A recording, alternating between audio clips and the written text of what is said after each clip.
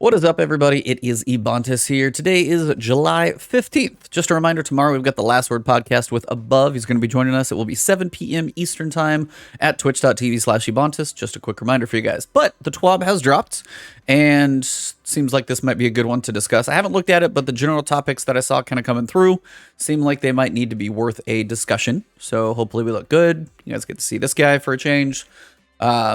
Not every day needs to be a Lost Sector video. So I will be working on the master videos around while I'm on vacations when I'm going to be putting those down. So look for those coming up.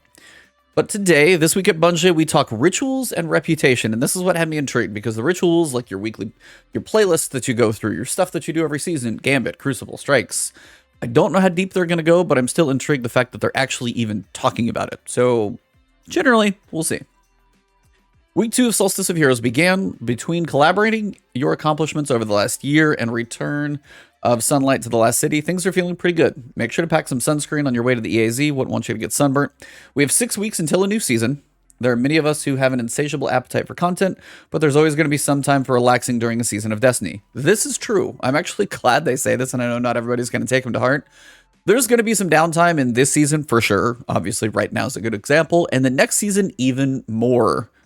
Hopefully they're probably like setting the precedent for that. Every so often, take a break from this game because the seasons have some time, but they're not always full of something every day or every week. There are a lot of cool other games. I've personally missed many of them over the years due to this game, and I've been catching up with more of those with variety streams over on my Twitch channel, twitch.tv/Ebontis. So I just got done playing Returnal. Fan-freaking-tastic game, and I know it's not for everybody, but I thoroughly enjoyed it. So there's a lot of cool stuff out there. Every so often when Destiny gives you a chance to take a break, try to, actually. Either go outside, try something different. It's always good to get a fresh taste of Destiny in a new season as opposed to burn out right up into the start of it. We think it's about time to start trickling out some fun details. Give folks time to catch up or just take a breather from our fight against the darkness. We think it's time to start trickling out some fun details, a few little snacks here and there, a few bite-sized treats to enjoy if you aren't still chewing on a season full of overrides, expunges, and more. This week, our Season 15 appetizers come in the form of ritual reputation upgrades. What's up, Dramatic? Doing this one live on Twitch, too. Earning a reputation. The steady climb towards rewards and reputation is something I've come to love in Destiny over the last few seasons. Sometimes a reset can fly by with a group of friends, but other times I could get stuck trying to finish out my Gambit challenges. Even so, having a direct way to grind out some Ascendant shards was a welcome change to the release of Beyond Light. This week, Rituals lead Alan Blaine, if I'm saying that correctly, will be walking us through some of the great changes the team has been working on to unify the reputation experiences of our ritual activities. As a warning, we are going to be diving a little deeper into the details here. If you're a Destiny 2 novice, don't be afraid to ask questions. We'll be more than happy to answer. I'll try and cover as much as I can since this is going to land on my YouTube channel when I'm done. Hey Guardians, Season 15 will bring the next steps of our ritual unification that started all the way back in Season 13. Over the last few seasons, we've been looking to create a unified experience when playing ritual activities in Destiny 2. Starting with Crucible and Gambit, we created new vendor reputation systems and reward tracks. We did some back-end work at the start of Season 14 in preparation for larger scale changes to these reputations, while also preparing for the introduction of Vanguard ranks. Vanguard tokens are going away. If you even made it this far in the video, make sure before Season 15 starts, turn in all your Vanguard tokens to Zavala, because they are toast after this. Before we dive deeper on Vanguard ranks, let's talk a little bit about the updated reputation systems before we prepare for the future.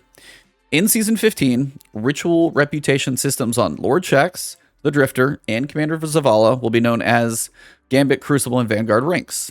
The names Infamy and Valor will be retired. That's good to know. Glory will continue to live as our competitive Crucible reputation system. Hopefully they do more with that, at least in Witch Queen. I don't know if the big PvP changes are going to happen quite yet. We're also introducing Trials ranks in Season 15. Now that's actually interesting. We're rebalancing all ranking systems to have a similar progression times. Our goal is to let players reset Vanguard, Crucible, and Gambit ranks slightly faster on average than Valor currently allows. Valor's not the shortest one in the world, but it is probably the most reasonable because I think you go up to 1800, I think, for Legend. It's not that bad, I know that. There will no longer be ritual-specific rules that impede progress, thank God. Some of this stuff just needs to be a bit more streamlined, so this is good. We are removing the win streak bonuses in exchange for activity streak bonuses. So that basically means if you win 5 times, you would earn more reputation, as opposed to now you've played 5 Crucible matches in a row, like staying in the playlist, and that's your streak. I'm guessing that's what that means. What's up, Aries? How you doing? Yeah, so it's not a bad grind if you're constantly losing. It kind of sucks. If you're winning, it's not so bad. Seems like we've kind of got a point to where, yeah, that seems better. Win streak bonus. Not everybody's going to get to enjoy that. If you go in there with a 6 stack, sure, you're going to step all over everybody. Usually 2,000 for PvP. That's right. Legend is PvP. It's 2,000. But just activity streak. Stay active in a playlist. Be like, hey, I did strike after strike after strike after strike. If you like to stay in the playlist, there should be a benefit for that. Reputation bonus weeks have been standardized to 2 times multipliers when active. So it's like 2 times during the week, 3 times over the weekend. I think it's just 2 times all the time during those bonuses. Bounties will no longer provide reputations as reward, but primarily focus on XP. We're still having bounties being a vast majority of this XP and artifact grind. Before the Witch Queen, I just hope they touch the artifact. I saw Tassie did a video. Go check out Paul Tassie. If you haven't heard of him, I'd be surprised. But he did one. I've done a video before. The artifact needs some love. It does. And I don't think it's going to happen in Season 15 because that's still a big change. Hopefully in Witch Queen, as the artifact's been with us for about 2.5 years by the time we get there, needs some change. The artifact needs to be good. So yeah, more XP, less reputation. It's fine. We looked at how long it would take for players who win nearly every game to reset their reputation versus players who nearly lose every game, and tuned it so that their total time taken to reset would be only around 2 times rather than 3 to 4 times right now. Wait. It doesn't say they did an average.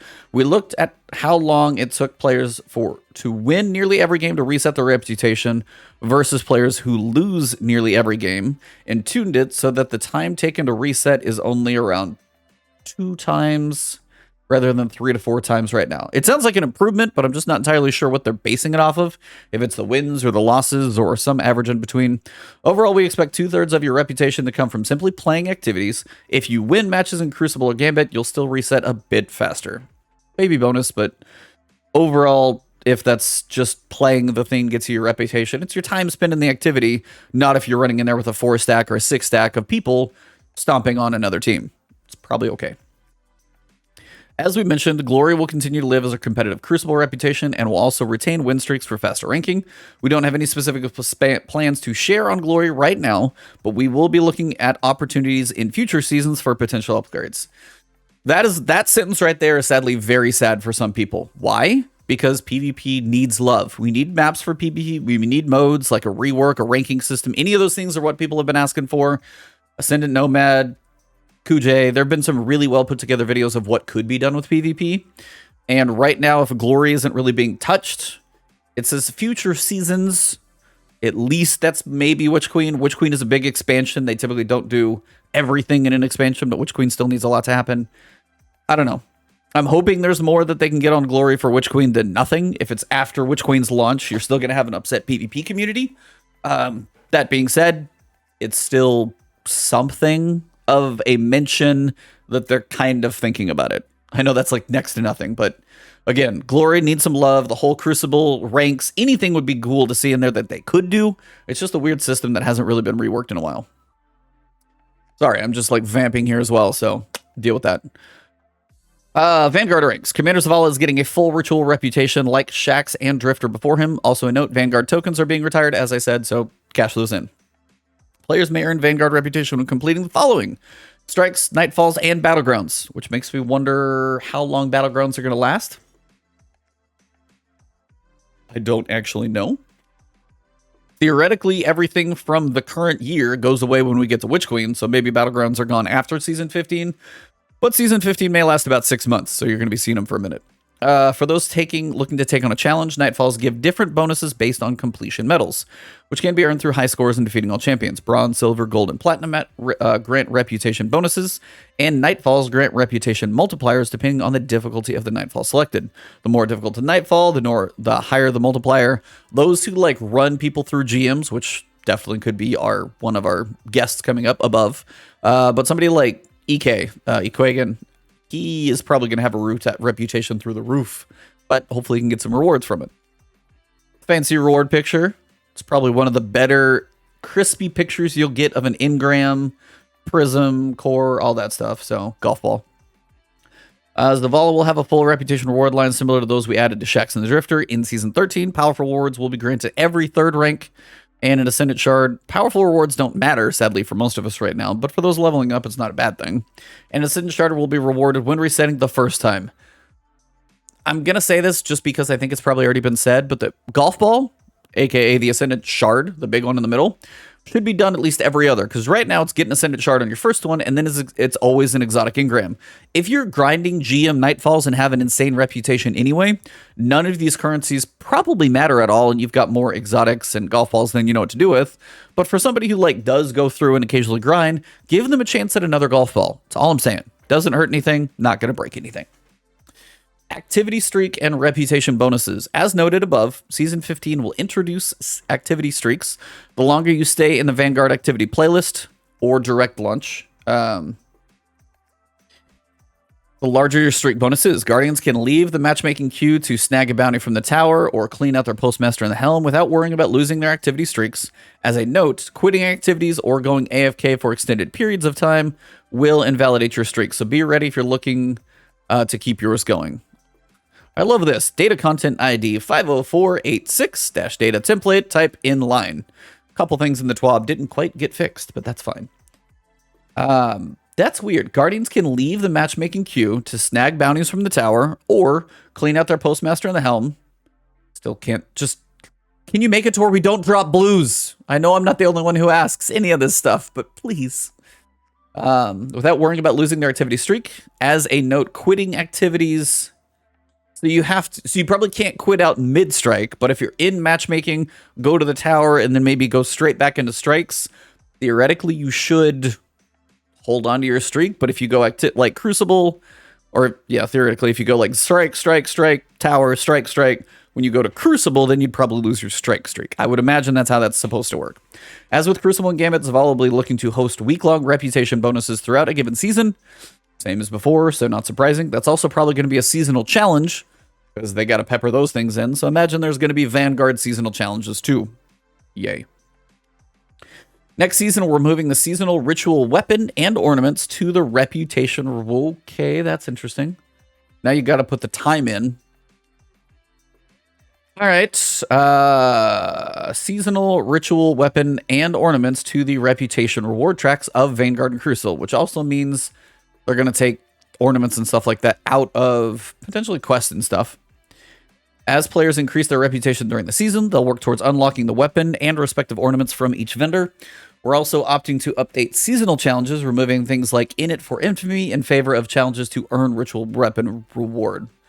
So basically, the challenge would work the same, because if the ritual weapon reward, there's going to be a tongue twister and a half.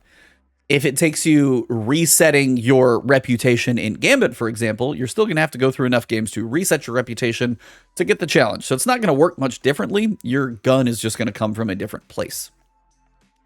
Grandmasters and Conqueror Gilding. Back when we introduced Grandmasters and Conqueror title, with Gilding seals still 9 months away, we wanted to give players a hard-to-reach goal that measured both skill, communication, build crafting, time commitment, but that was also mindful of players' time and real-life schedules. This is my one issue with Grandmasters, is I literally just got to the level to do a Grandmaster. Only because I haven't put that much time in. That's the one issue a lot of people have with Grandmaster and or Master, is you have to put time into the artifact because your power level only goes up so much. So by the time you put enough time to get plus 15 on an artifact to unlock Grandmaster, you've played for a substantial amount of hours, and not everybody can do that. But if a difficulty was just like hard at a certain level, you still could at least try the activity without having to put a gazillion hours in. So, what did they say? We saw a lot of feedback about rewards and general time commitments. Yep. To reach Grandmaster levels, so we're making some improvements season over season. We've added masterworking material drops, adept weapons and mods, and title gilding. We know that stuff. Seasonal challenges and plus 10 power seasons mean it has never been easier to get the Pinnacle to get the Pinnacle and artifact power needed early in the season. They say that, but I still would like to know how long it takes, especially if you don't bounty hoard. Like if a normal person logs in and just does however many hours. That's something I probably should do, but that's a lot of hour commitment. But this is one of those weird, like, studies that someone would need to do. Take a new character, see how long it takes you to reach, you know, artifact power level 15, just out of sheer morbid curiosity. The addition of Catch-Up Node, which currently appears in the final 3 weeks of any given season, helped many players conquer this aspirational content, even if they couldn't play during every single week. Yeah, you're making them pay just because they don't have time to do content, which theoretically they probably almost could have done last season. I still have my issues with this, but we'll get to it in a minute. Let's see what they say. Thanks to these changes, we're seeing a lot more players attempting Grandmasters and gilding their Conqueror titles than ever before. While we still believe that starting in week 7 gives GMs a nice seasonal cadence, waiting until the final 3 weeks of the season to guild no longer feels correct. We would like players to play the week's Grandmaster Nightfall for rewards, not the easiest perceived strike. Later in Season 15, we're planning to make the following changes to Grandmaster Catch-Up Node to let players gild their title earlier in the season, while also addressing concerns over a single strike being a boon for high-tier rewards over the last 3 weeks of a season.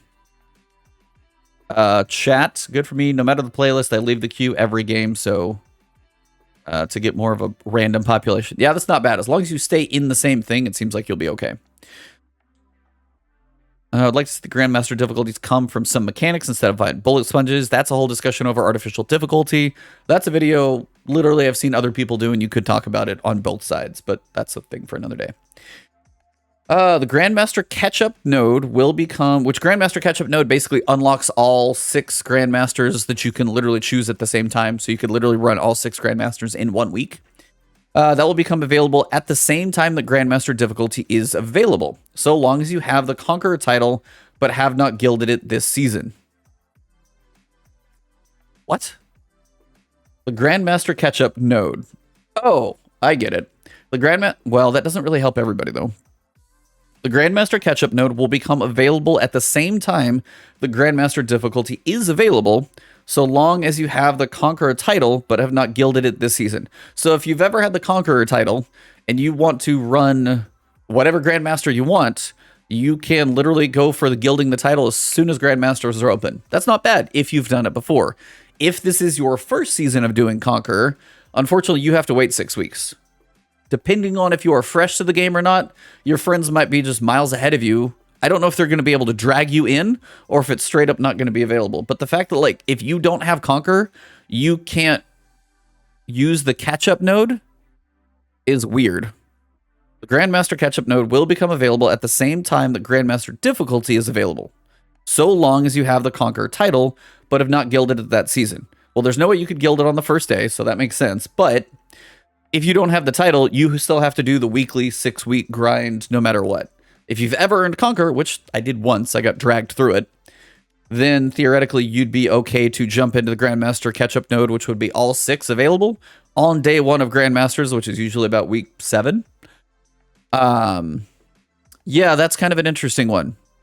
Each Grandmaster Nightfall will be available if the fire team leader has not completed the gilding triumph for that season, or that strike during the season. In other words, you may play each of the featured strikes for a season to earn your gilded title. Once you've gilded your title, the catch-up node will no longer be available. Okay, I get what they're going for. If people are conquerors and they get to a new season, Grandmasters unlock and they want to go Grandmaster, and they do 6 in a day. That's all they get to do. They get to enjoy their title longer. I don't know how the rewards are going to work in all of those, by the way. It could just be the same thing. And then you go back to waiting until the end to, like, farm rewards in the last few weeks of a season when things open up or whatever it is. This is weird. I kind of get what they're going for, but that also doesn't mean I like the way that they're doing it. They're trying to give people who want to gild their titles an earlier opportunity to do so, but as soon as you've gilded your title, the system goes back to normal. It's weird. They're really scared about people farming certain things or farming specific strikes and not doing the harder strikes. They want them to do each strike in the weeks if they want to farm as opposed to waiting around. Something about player choice is probably a topic to discuss here, but we'll get to that in a little bit. We're excited to release these changes in Season 15 and are looking forward to your feedback. Apparently, I have an opinion already. I haven't even touched it. Once you've had some time to dig in and earn your rewards, sound off with your thoughts. Yeah, they don't want people hoarding rewards. Like, there's going to be 6 Nightfalls. If one is the easiest Nightfall for people to do, people would just sit there and play that one from week 7 onward, hoard materials. It's weird, though. Like, it's this strange thing. Yeah, Sherpas can only help one person with a Grandmaster. Let me read. Each Grandmaster Nightfall will be available if the fire team leader has not completed the Gilding Triumph for that season. So you have to have Conquer to do any of this. If you are the leader and you've got 2 Sherpas with you, theoretically they could help others with that, but you have to have Conquer before you get to start this entire equation. So if you like Grandmasters at all and you want earlier access to them a little bit, you should get Conquer as a title now to have access to this stuff later. Like, me sitting here explaining it in a video still sounds a little ridiculous. But anyway, I have opinions. That's a whole discussion. Podcast will be tomorrow, 7 p.m. above. He does GM guides. Should be an interesting talk because that'll be interesting. I'll be curious everybody's opinions about it. Anyways, Bungie Foundation charity update.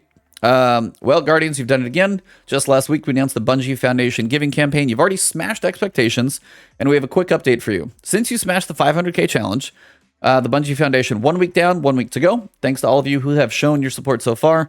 We've raised an incredible 625,000, goal of 777,000.